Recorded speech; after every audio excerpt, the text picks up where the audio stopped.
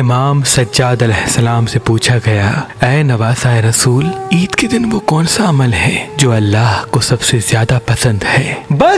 جیسے ہی یہ پوچھا گیا تو امام سجاد علیہ السلام نے فرمایا، اے شخص، وہ عمل دلوں سے نفرتیں مٹانا ہے۔ یاد رکھنا جو انسان عید کے دن اپنے عزیز و اقارب کے لیے اپنا دل صاف کرتا ہے اور عید مبارک کہنے میں پہل کرتا ہے، پرانی باتوں کو بھلا کر اپنے دوستوں اور رشتہ داروں کو سینے سے لگاتا ہے، تو اللہ اس انسان کے مقدر پہ اپنا نور برساتا ہے، اور اللہ یہ حکم دیتا ہے کہ جس طرح سے اس نے میری مخلوق کی ساری غلطیوں کو معاف کر دیا، اے فرشتو، اس کے بھی پچھلے سارے گناہ معاف کر دو، اس کی زندگی میں رونق، برکت اور خوشحالی لکھ دو، کیونکہ عید کا دن اللہ زمین پہ رہنے والوں سے یہ چاہتا ہے کہ وہ آپس میں جڑ کے جئیں، ایک دوسرے کی چھوٹی چھوٹی غلطیوں کو معاف کر کے پھر سے ایک نئی شروعات کریں۔ اور جو انسان عید کے دن بھی اپنے عزیز و اقارب اور دوستوں سے خفا رہتا ہے تو اللہ اس انسان پہ لعنت بھیجتا ہے، اور یوں وہ اپنے ہاتھوں سے ہی اپنے آپ کو رسوا کر بیٹھتا ہے۔